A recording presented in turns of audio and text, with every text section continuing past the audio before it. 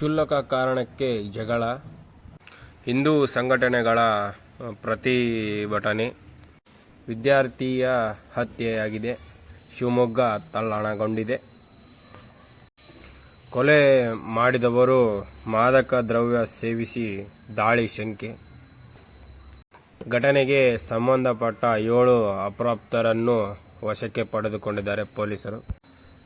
ಮೃತಪಟ್ಟ ಯುವಕ ಬಾಲಕ 10ನೇ ತರಗತಿಯ ಬಾಲಕನ ಶವವನ್ನು ಇರಿಸಿಕೊಂಡೇ ಪ್ರತಿಭಟನೆ ಮಾಡಿದ್ದಕ್ಕೆ ಸರ್ಕಾರ ಮತ್ತು ಶಿಕ್ಷಣ ಇಲಾಖೆ ಪರಿಹಾರವನ್ನು ನೀಡಿದೆ.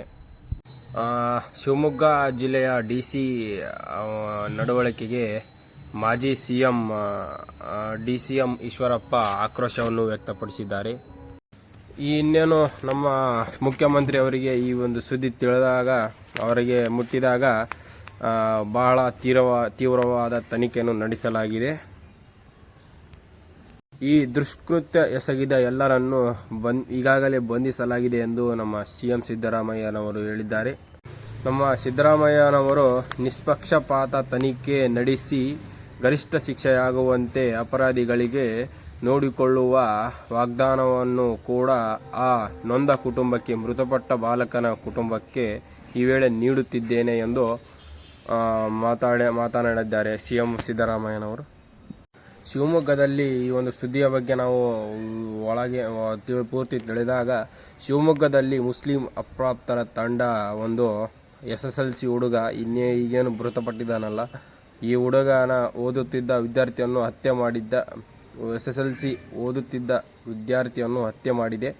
ಇದು ಶಿವಮೊಗ್ಗ ಜಿಲ್ಲೆಯ ಆತಂಕ ಸೃಷ್ಟಿಸಿದೆ. ಈ ಒಂದು ಘಟನೆ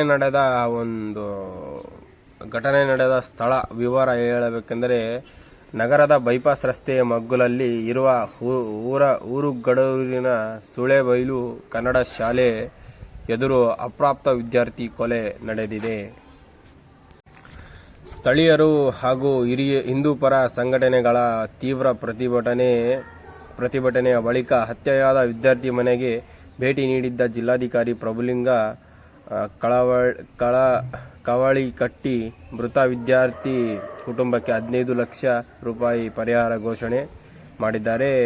ಮುಖ್ಯಮಂತ್ರಿಗಳ ಪರಿಹಾರ ನಿಧಿಯಿಂದ 10 ಲಕ್ಷ ರೂಪಾಯಿ ಹಾಗೂ ಶಿಕ್ಷಣ ಇಲಾಖೆಯಿಂದ 15 ಲಕ್ಷ ರೂಪಾಯಿ ಪರಿಹಾರ ಘೋಷಣೆ ಮಾಡಲಾಗಿದೆ ಎಂದು ತಿಳಿಸಿದ್ದಾರೆ.